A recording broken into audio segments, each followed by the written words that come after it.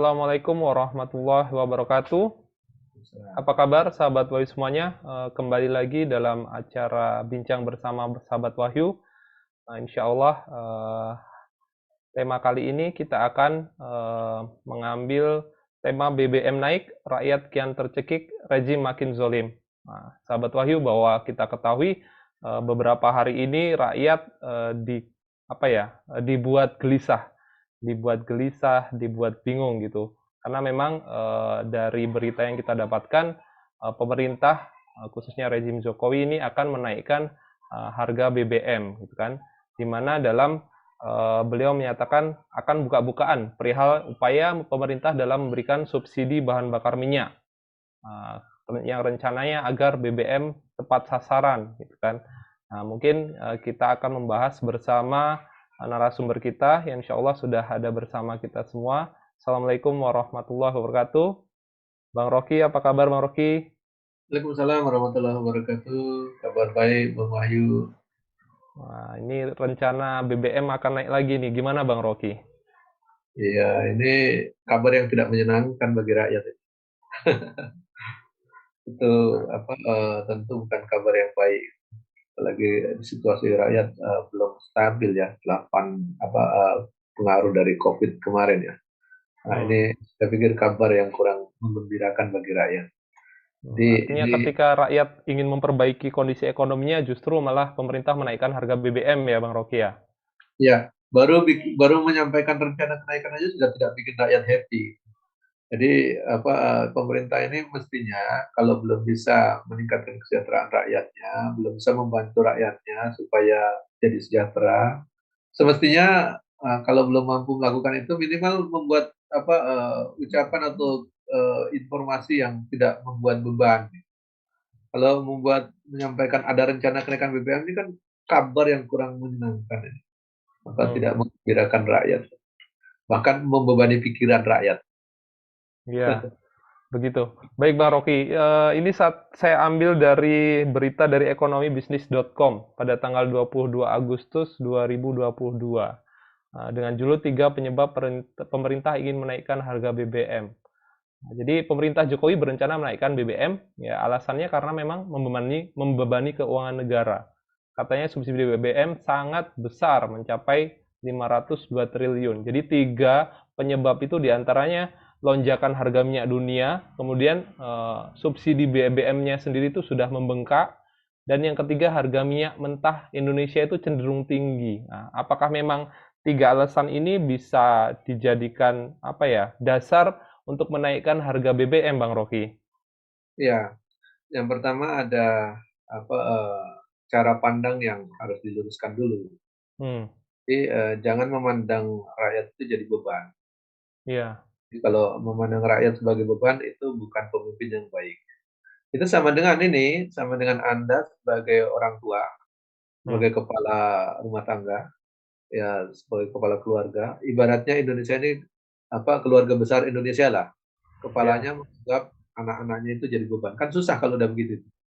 Jadi bayangkan kalau ada seorang bapak kemudian menganggap anaknya jadi beban, anaknya mau sekolah, nggak usahlah sekolah, bikin beban aja.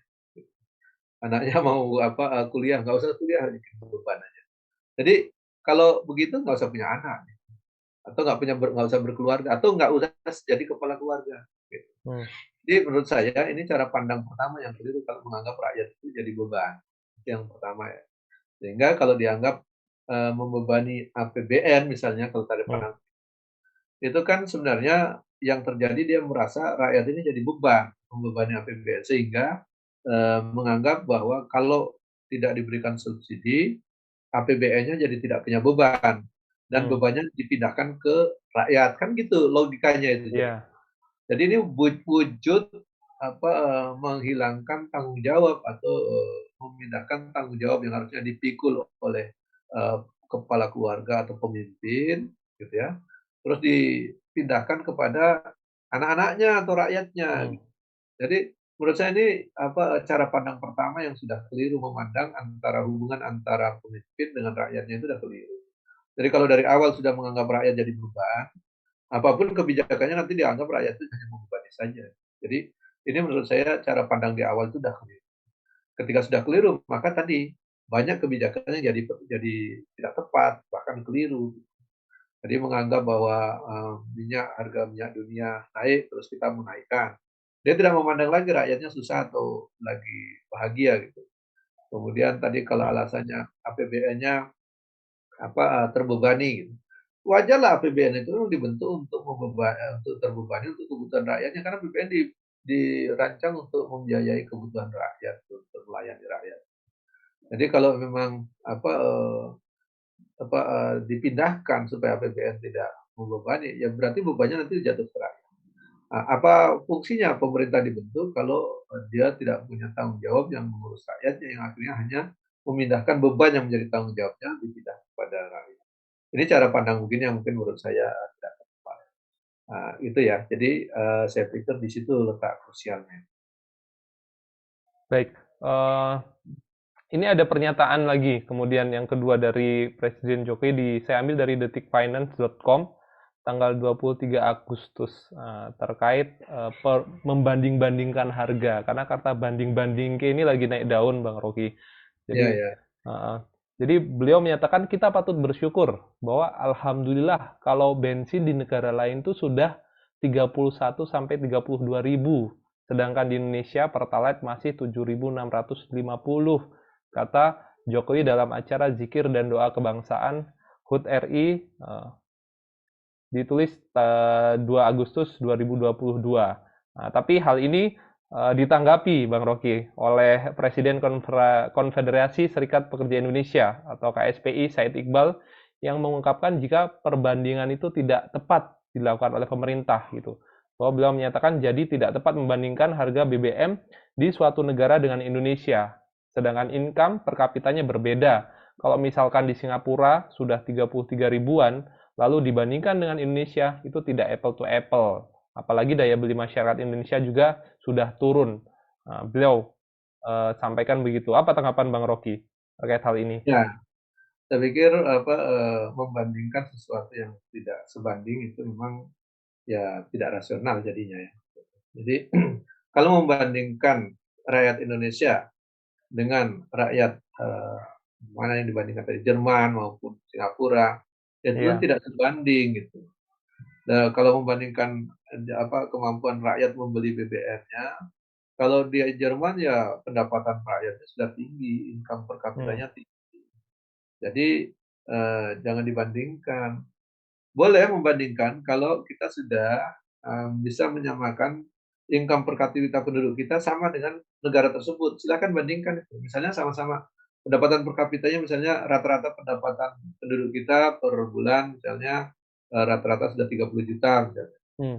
Penduduk di Jerman misalnya rata-rata ya sekitar itu juga. Silakan dibandingkan, boleh itu kalau gitu. Tapi kan kalau kita bandingkan berapa pendapatan per kapita kita di Indonesia membandingin dengan Jerman jauh banget itu tidak apple to apple. Jadi kalau mau membandingkan yang sebanding lah gitu. Jadi ini menurut saya perbandingan yang menyesatkan, Hmm. menyesatkan publik. Jadi menurut saya janganlah membandingkan sesuatu yang tidak sebanding. Itu sama dengan membandingkan sesuatu yang tidak selevel. Jadi sama dengan begini, membandingkan ini anak SD gitu ya, dia dikasih uang jajan 5.000 udah dengan uang Hmm. jajan dan uang transport. Lalu dia juga menyamakan ada anaknya yang kuliah dikasih uang jajan juga sama uang kosan. Padahal dia orang kuliah itu sudah harus kos, bayar listrik, bayar macam-macam. Nah, anak SD itu masih eh, belum bayar apa-apa. Jadi ini tidak sebanding membandingkan seperti itu. Pendapatan yang diterima rakyat Indonesia ya jauh sekali dengan rakyat Jerman. Kenapa Hmm. dibandingkan daya belinya atau membeli BBM-nya? Ya tentu nggak mampu lah kalau membeli BBM seperti rakyat Jerman. Yang kedua, BBM itu kan harusnya dianggap sebagai komoditas strategis yang menjadi ketahanan rakyat Indonesia. Jadi kalau cara pandang begitu, maka dia menganggap bahwa harga BBM itu menjadi tidak berdiri sendiri karena itu mempengaruhi jadi hidup rakyat banyak. Nah, jadi kalau kalau itu dilakukan, maka bisa memberikan efek apa gangguan kesejahteraan bagi rakyat Indonesia. Jadi begitu dinaikkan kan ya guncang. Jadi kalau menurut saya membandingkan kemampuan rakyat membeli BBM di Indonesia dibandingkan dengan harga BBM di Jerman maupun di Singapura ya tentu tidak sebanding. Saya pikir itu tidak boleh diterus-teruskan membanding-bandingkan seperti itu. Kecuali sudah membuat rakyat ini sejahtera sama dengan mereka baru dibandingkan. Begitu Bung Wahyu. Baik, baik. Memang ternyata nggak bisa dibanding-bandingkan ya Bang Rocky. Nah, kemudian apakah benar gitu kan subsidi itu mesti dicabut? Nah, jika kita ambil dari pernyataan Bang Rocky di awal memang ya sebenarnya bahwa pemerintah itu kan memberi subsidi kepada rakyatnya itu bagian dari apa ya? Pelayanan dari riayah. Nah, bagaimana Bang Rocky? Ya, kalau cara pandangnya subsidi semuanya harus dicabut, tadi saya bilang, ini wujud seorang pemimpin yang tidak memikirkan kepentingan rakyat. Jadi sama dengan seorang bapak, gitu, menganggap anaknya jadi beban, sehingga Hmm, dianggap selalu memberi subsidi, padahal itu kewajiban. Misalnya anaknya butuh biaya pendidikan, butuh sekolah, butuh makan, wah ini kita subsidi terus ini anak-anak ini. hmm, Lalu bapaknya bilang, wah kita cabutlah subsidi dulu supaya anaknya bisa mandiri, kemudian anaknya tidak membebani APBN atau keuangan bapaknya. Kan kalau cara pandangnya begitu jadi tidak tahu mana yang punya tanggung jawab, mana yang harus jadi orang yang ditanggung jawabi. hmm, Nah, jadi kalau pemimpin mestinya dia bertanggung jawab kepada rakyatnya, memberikan subsidi, negara yang memberikan subsidi kepada rakyat itu bukan barang haram. Karena memang rakyat itu harus dibantu gitu. Karena dalam hal-hal tertentu memang itu bisa memberikan efek yang jauh lebih besar dengan bantuan subsidi itu dengan rakyat bisa menjadi berdaya gitu. hmm, Jadi kan ini cara pandang. Jadi kalau dia memandang subsidi itu sebagai sistem yang tidak dibolehkan atau bahkan dianggap membuat rakyat manja, ini kan cara pandang kapitalis ini. hmm, Jadi kalau ada uang jangan dikasihkan orang, kalau bisa diputar sendiri, kalau bisa digunakan yang lain. Nah ini menurut saya tidak tepat ya, kalau menganggap bahwa subsidi itu hanya membebani rakyat. Jadi cara pandangnya cara pandang kapitalis. Makanya ini juga saya jadi teringat pernyataan salah satu tokoh parpol hmm, yang menyindir kita ini teriak-teriak mengatakan negara Pancasila, tetapi faktanya kapitalis liberal. Kira-kira begitulah. hmm, Ada salah satu tokoh parpol yang mengatakan gitu. Malu-malu mengatakan Indonesia ini sekarang negara kapitalis liberal. Jadi kalau menurut saya sih cara pandang kita sangat kapitalistik. Jadi apalagi tambah liberal lagi sangat bebas itu. Nah itu jadi kalau subsidi itu memang dalam negara kapitalis dihindari. Sehingga tujuannya apa? Uang yang awalnya dipakai subsidi bisa dipakai untuk belanja modal atau belanja yang lain yang bisa lebih menguntungkan. Nah, kalau cara pandang begitu berarti hubungan antara pemerintah dan rakyatnya adalah hubungan menguntungkan dan tidak menguntungkan, bukan melayani dan dilayani gitu. hmm. Nah, kalau udah begitu itu hubungan kapitalistik, hubungan bisnis. Jadi cara pandang pemerintah seperti ini cara pandang kapitalistis. Melayani rakyat kalau dianggap masih menguntungkan, tidak membebani. Nah, ini menurut saya berbahaya sekali. Jadi di sini konteksnya memang kita harus mengingatkan ya, jangan sampai hubungan pemerintah dengan rakyatnya atau hubungan penguasa dengan rakyat itu jangan sampai hubungannya bisnis, satu bisnis mencari untung, satunya yang menjadi konsumen. Itu tidak tepat, bukan pemerintah tapi pebisnis. Nah, mestinya yang hubungan pemerintah dengan rakyat itu yang satu melindungi dan melayani, yang satu memang rakyat itu layaknya dilayani dan itu. Nah, itu kan sudah sesuai konstitusi kita, melindungi segenap bangsa, mencerdaskan, kemudian mensejahterakan dan ikut melaksanakan kewajiban dunia. Mestinya itu yang harus dipegang tujuan bernegara. Begitu Bung Ayu. Baik. Nah, kemudian Bang Rocky, sebenarnya apa dampaknya bagi rakyat jika harga BBM dinaikkan? Karena jika kita melihat dari sisi pemerintah ya, sepertinya pemerintah ya tidak mau tahu gitu bahwa ini menjadi beban. Mau nggak mau harus dinaikkan gitu kan. Apakah memang rakyat jadi lebih sejahtera ketika BBM ini dinaikkan, Bang Rocky? Ya, jadi BBM ini kan kategorinya komoditas lokomotif. Jadi ibaratnya kereta yang punya lokomotif. Kalau lokomotifnya bergerak, maka gerbong di belakangnya akan bergerak semua. Nah, kalau berhenti, maka semua berhenti. Nah, BBM ini ibaratnya komoditas lokomotif. Jadi kalau dia dinaikkan, maka di gerbong di belakangnya ikut terdampak. Hmm. Jadi dia akan memberikan efek domino yang sangat besar. Hanya kemarin saya ada membaca tulisan di Tintasias itu, memang saya ada membuat pernyataan seperti itu. Bahwa BBM dinaikkan akan memberikan efek domino yang kian membebani masyarakat. Kenapa? Jadi ketika harga BBM dinaikkan, itu bukan hanya yang bertambah jadi beban, bukan hanya harga BBM-nya saja, Hmm.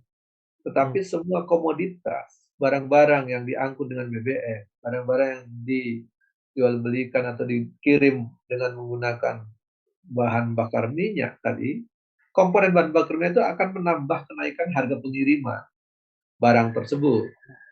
Baik jasa juga pengiriman jasa tersebut. Maka yang terjadi adalah efek dominonya barang tersebut mau tidak mau dinaikkan harganya. Hmm. Jadi begitu menaikkan harga BBM, maka efek dominonya sangat besar dan makin membebani rakyat. Jadi bukan bukan karena rakyat hitung-hitungannya misalnya, oke kalau dulu BBM misalnya harganya 7.650 misalnya, naik jadi 10.000 misalnya. Berarti rakyat hanya menambah per liter sekian, 3.500 kali sebulan misalnya menggunakan 20 liter, berarti kan hanya sekitar 70.000 nambahnya. Hmm. Bukan tambahan itu saja, tetapi apa? Tambahan yang lebih parah lagi adalah harga-harga yang lainnya yang diangkut menggunakan transportasi yang menggunakan bahan bakarnya itu akan naik semua. Maka Hmm. tidak usah heran nanti harga telur naik, harga minyak goreng juga tidak turun-turun, harga sayur juga akan naik. Pokoknya semua yang digeser atau dimobilisasi, dipindahkan dengan menggunakan biaya BBM, maka ikut-ikutan naik. Itulah saya kategorikan. Jadi efek dominonya sangat besar. Nah, Hmm. oleh karenanya pemerintah harusnya berkorban sedikit, mencegah kenaikan harga BBM, jangan dinaikkan dulu, dengan asumsi bahwa ekonomi rakyat biar bergeliat dulu setelah pandemi ini kemarin sekian lama itu kan buat ekonomi rakyat tidak bergeliat. Sekarang baru Ya. bergeliat kok, belum sampai tegak, belum sampai stabil, dibebani dengan beban yang sangat berat. Nah itu bisa-bisa bagaimana kita menjadikan rakyat ini sejahtera kalau model-model begitu kebijakan. Jadi kalau dibilang, udah nanti APBN kita terbebani sekian ratus triliun. Sebenarnya yang paling menjadi beban APBN itu kan persoalan bunga utang, itu yang paling besar. Hmm. Juga proyek-proyek lain kan bisa diatur. Jadi kalau asumsinya bahwa supaya tidak membebani APBN, itu kan sama dengan kita ini di keluarga memikirkan, kalau pendapatan kita tidak cukup baik, maka apa keinginan-keinginan belanja yang aneh-aneh itu tidak usah dulu gitu. Hmm. Jadi belanja yang pokok-pokok saja.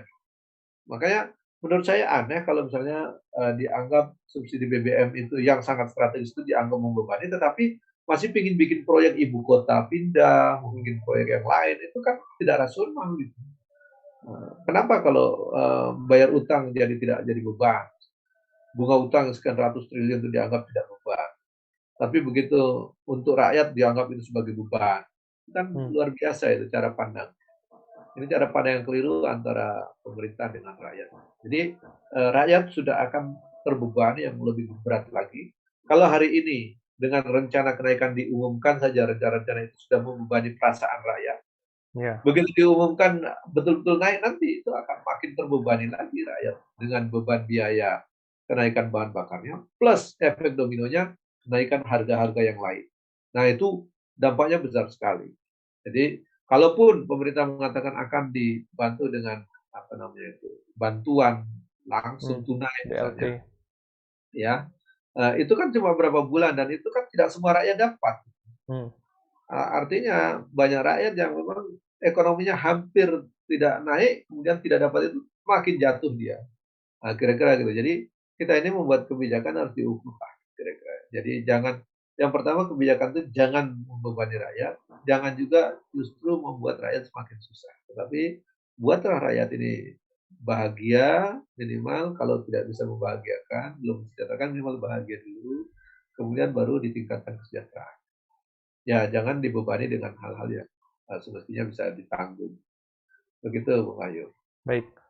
Baik Bang Rocky dan sahabat Wahyu semua, kita sampai di sesi apa kata mereka. Ini ada pernyataan dari Pak Doni ya. Beliau menyatakan nggak masalah sebenarnya kalau BBM itu disubsidi ya supaya rakyat nggak manja. Kemudian selama ini BBM juga dinikmati oleh orang-orang kaya. Dan kemudian supaya pemerintah juga bisa punya anggaran lebih kalau subsidinya dicabut, Bang Rocky. Nah, gimana Bang Rocky?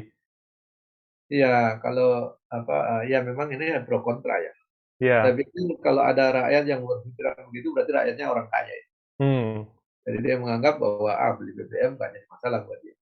Tapi dia ya, tidak berpikir bahwa rakyat kita ini kan ada 270 juta lebih yang hmm, hampir setengah lebih yang tidak kaya. Sehingga tentu mereka semakin susah. Kalau cara pandang kita mengukurnya dengan orang-orang kaya, maka kasihan orang-orang yang miskin, orang-orang yang serba terbatas tadi. Jadi kalau sudah merasa jadi kaya, diam saja, tidak usah komentari gitu. hmm, Jadi kalau dia jadi orang baik tentu dia akan memikirkan orang yang masih lebih susah dari dia.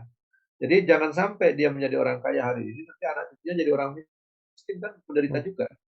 Nah itu cara berpikirnya jangan angkuh begitu. Jadi jangan menganggap bahwa ya nggak apa-apa hmm, supaya rakyat nggak manja. Sebenarnya rakyat itu nggak manja. Rakyat itu kalau saya lihat rakyat Indonesia termasuk orang yang termasuk banyak yang bekerja keras lah. Mungkin kalau yang manja satu dua lah. Justru kalau saya orang-orang yang kaya itu biasa punya tingkat kemanjaan yang cukup tinggi. Tidak mungkin hmm, hidup susah, tidak siap. Jadi menurut saya tidak apa-apa, itu kan pernyataan orang ya. Jadi boleh saja berpendapat begitu, cuma harus kita memikirkan rakyat kita tidak semua mampu dan tidak semua kaya. Bahkan kita kan banyak yang masih di bawah garis kemiskinan. Lalu apalagi kalau ukuran kemiskinan itu dinaikkan levelnya sedikit lagi, makin banyak lagi yang ada di garis itu. Gitu. Jadi ini yang harusnya kita pikirkan. Dan pemerintah semestinya, kalau berpikir pemerintah itu melayani dan berada di pihak rakyat yang susah. Sehingga dia jangan memikirkan supaya keuangan leluasa mau bikin proyek apapun. Jangan, karena memang tujuan negara dibentuk itu untuk melindungi rakyat, bahkan menolong rakyatnya, kemudian mencerdaskan mereka, kemudian mensejahterakan mereka. Jangan sampai rakyat itu sudah tidak sejahtera, tidak dibikin cerdas, tidak juga dibuat terlindungi, bahkan tidak ditolong, bahkan hmm. dianggap sebagai beban. Nah begitu, Bung Ayu. Baik. Baik, Bang Rocky. Eh, kemudian Bang Rocky, sebenarnya dalam kondisi apa ya, ketika BBM ini dinaikkan, siapa sih Bang Rocky ya, pihak yang paling diuntungkan gitu Bang Rocky? Ya, saya pikir pihak yang paling diuntungkan adalah pengusaha BBM itu sendiri. Kan dengan harga yang naik, pasti Hmm, keuntungannya akan bertambah lah. Nah, yang paling dirugikan ya tentu rakyat karena menjadi beban baru. Jadi kalau bisa jadi ya para pengusaha minyak, para hmm, rekanan-rekanan mereka atau para orang-orang yang berhubungan dengan itu semua, ya tentu mereka akan hmm. merasa diuntungkan. Sehingga saya pikir mereka akan mendukung untuk itu dinaikkan. Jadi apalagi banyak juga pembisnis pom bensin asing ya yang ada ikut Ya, di negara kita. Tentu dengan kenaikan itu mereka akan juga menanggung keuntungan karena dengan dinaikkan itu kan makin banyak orang yang beli ke sana kan gitu kira-kira. Kalau sekarang ada subsidi kan orang masih mengukur-ukur daripada beli yang mahal tentu berhemat, gitu, beli yang agak hmm, lebih murah. Sebenarnya rakyat kita itu kan kalau ada uang banyak tentu nggak akan berpikir berhemat. hmm, Persoalannya kan tingkat pendapatan masyarakat kita masih rendah. Jadi cara berpikir mereka pasti ingin berhemat, ingin efisien. ya, Jadi dengan begitu saja sudah menekan perasaan mereka untuk bisa belanja sesukanya kan gitu. Jadi jangan lagi ditambah beban-beban yang lain. Jadi tentu dengan kenaikan ini pasti yang dirugikan rakyat, yang diuntungkan tentu para pihak oligarki yang ada di seputar bisnis BBM ini. Ya tentu bukan hanya pebisnisnya, teman-teman mereka juga mungkin kecipratan lah dengan kebijakan. Saya pikir begitu. baik. Kemudian Bang Rocky, sebenarnya bagaimana pandangan Islam sendiri terhadap kenaikan harga BBM? Dan apakah pernah dahulu ada peristiwa ataupun sejarah yang menyatakan bahwa pemerintah itu memberikan subsidi kepada rakyatnya, Bang Rocky? Ya, jadi apa kalau kita lihat sejarah Islam, jadi pengelolaan minyak memang dulu belum diangkat ya, karena Hmm. dulu kan tambang-tambang minyak di masa pemerintahan Islam belum digali. Eh, Bahkan belum digali pun, belum ditambang pun, rakyat bisa sejahtera. Hanya Hmm. dengan mekanisme zakat maupun infak sedekah aja bisa dikelola sehingga rakyat bisa sejahtera. Bahkan kalau kita lihat catatan sejarah itu dalam kisah kepemimpinan Khalifah Umar bin Abdul Aziz, itu kan hanya butuh waktu 2 tahun lebih untuk membuat rakyatnya semua sejahtera dan tidak ada lagi yang berhak menerima zakat. Jadi ukuran dalam Islam itu sederhana itu untuk mengukur tingkat kesejahteraan. Berapa banyak orang yang membayar zakat, berapa banyak orang yang berhak menerima. Semakin Hmm. banyak orang yang membayar zakat berarti dana makin berlimpah. Dan semakin banyak orang yang tidak lagi mau menerima zakat berarti harta semakin berlimpah lagi, tidak bisa disalurkan. Jadi zaman Umar bin Abdul Aziz itu sampai kebingungan menyalurkan harta zakat. Eh, Kita tidak terbayang sekarang ya, orang mau membagikan harta zakat sekarang bisa rebutan orang. Berarti yang membayar jauh lebih sedikit, kan kira-kira. Nah, kalau semua rakyat bisa membayar zakat, itu kan perputaran ekonominya tinggi. Nah, kalau kita melihat seperti itu dalam Islam, tentu hukum mengelola tambang itu ada sendiri. Jadi hukum dalam pengelolaan migas ini masuk dalam kategori energi. Jadi Hmm. dia sudah termasuk tambang dan termasuk energi. Jadi dia kategorinya tiga di antara hak milik umum. Dalam hadis itu disebutkan apa al muslimuna syuraka'u fis salas. Jadi kaum muslimin itu berserikat dalam tiga hal, al-kala wal ma' wa nar. Hmm. Jadi padang gembalaan atau hutan dan seterusnya sejenisnya itu, kemudian alma air gitu ya, kekayaan air, dan nar atau energi, itu api. Jadi itu menjadi milik umum, milik Hmm. rakyat dan tidak boleh dijual belikan untuk dijadikan ladang bisnis. Oleh karenanya seperti halnya BBM atau tambang minyak kita, migas misalnya terutama, itu semestinya minyak migas itu menjadi milik umum dalam pandangan Hmm. Islam. Milik umum itu hak milik bersama jadi oleh semua rakyat. Pemerintah hanya boleh mengelolanya dan hasilnya dikembalikan untuk kepentingan rakyat sebesar-besarnya. Sebenarnya ini juga sudah ada dasar hukumnya di Undang-Undang Dasar 45 di pasal 33 itu kan. Bumi, air, dan kekayaan alam terkandung dalamnya dikuasai negara dan digunakan sebesar-besarnya untuk kemakmuran rakyat. Tapi kan faktanya tidak dikuasai kita, tidak Hmm. digunakan sebesar-besarnya untuk kemakmuran kita. Bagaimana tambang-tambang itu kalau untuk kemakmuran kita mungkin kita sudah makmur. Tapi yang makmur kan si pengelola tambang itu sampai hari ini kan. Siapa pengelola tambang? Perusahaan asing dan asing kan persoalannya di situ. Nah Ya. ini termasuk minyak ini. Kalau kita trace, kita selidiki, siapa sih yang menguasai tambang-tambang migas kita? Ya tentu bukan kita sendiri. Jadi kalau kita lihat bendera-bendera asing berkibar di tambang-tambang itulah.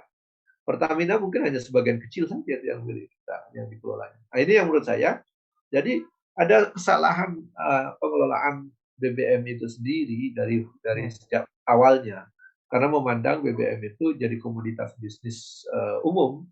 yang diserahkan kepada pihak-pihak swasta, asing dan asing. Semestinya itu tidak boleh diserahkan ke pihak swasta, harus dikelola oleh negara dan betul-betul hasilnya untuk kepentingan rakyat. Nah, kalau saya pikir kalau dikelola negara secara penuh, mungkin harga juga tidak akan tinggi-tinggi amat. Hmm. Dan rakyat negara kan tidak boleh berbisnis kalau dalam pandangan Islam. Nah, kecuali dalam pandangan kapitalis, negara boleh mengambil untung. Kira-kira begitu. Nah, saya pikir inilah kenapa kita mengambil perspektif Islam hukumnya seperti itu. Semestinya ini menjadi acuan kita. Kalau kita tidak menggunakan pandangan Islam, atau justru kita berpaling dari Islam dan menggunakan pandangan cara pandang kapitalis, maka yang terjadi adalah kenaikan harga BBM-nya akan terus terjadi. Hmm. Bahkan mungkin kelangkaannya akan terjadi karena dianggap sebagai komoditas bisnis, Hmm. bukan komoditas untuk pelayanan rakyat. Jadi ini menurut saya sangat krusial cara pandang. Jadi kalau cara pandang pengelolaan BBM itu cara pandangnya kapitalis dan bisnis, maka hubungan rakyat dengan penguasa atau pemerintah adalah hubungan pebisnis, satu yang menjual, satu membeli. Satu cari untung, satu ingin mendapatkan barangnya. Hmm. Tapi kalau hubungannya dibalik menjadi seperti cara pandang Islam bahwa hubungan adalah untuk melayani karena itu barang BBM itu milik rakyat yang Hmm. sesungguhnya dan harus dikembalikan kepada rakyat tanpa harus mencari untung seperti sekarang, maka yang terjadi harganya akan jauh lebih murah dan rakyat akan mendapatkan haknya sebagaimana diatur dengan hukum Islam tadi bahwa salah satu kepemilikan umum itu termasuk di dalamnya adalah tambang-tambang itu yang tidak boleh dikelola oleh pihak asing maupun asing, tetapi justru harus dikelola oleh negara dan hasilnya dikembalikan kepada rakyat untuk kemakmuran. Saya pikir itu yang belum dijalankan. Dan saya pikir rakyat tidak kita, terutama rakyat ini, harus tahu dan paham akan haknya itu. Sehingga juga bisa menasihati penguasa atau pemerintah Hmm. supaya tidak membuat kebijakan zalim yang menaikkan harga BBM sedemikian rupa karena dipandang sebagai komoditas bisnis atau komoditas ekonomi. Begitu Bung Wahyu. Baik, luar biasa Bang Rocky pernyataan. Baik, Bang Rocky, kita sudah sampai di penghujung acara, namun sebelumnya saya berikan waktu kepada Bang Rocky untuk memberikan closing statement terkait tema kita BBM naik, rakyat kian tercekik, rezim makin zolim. Silakan Bang Rocky. Ya, jadi BBM harus didudukkan sebagai komoditas milik umat, milik rakyat yang mestinya dikelola oleh negara dan digunakan sebesar-besarnya untuk kemakmuran rakyat.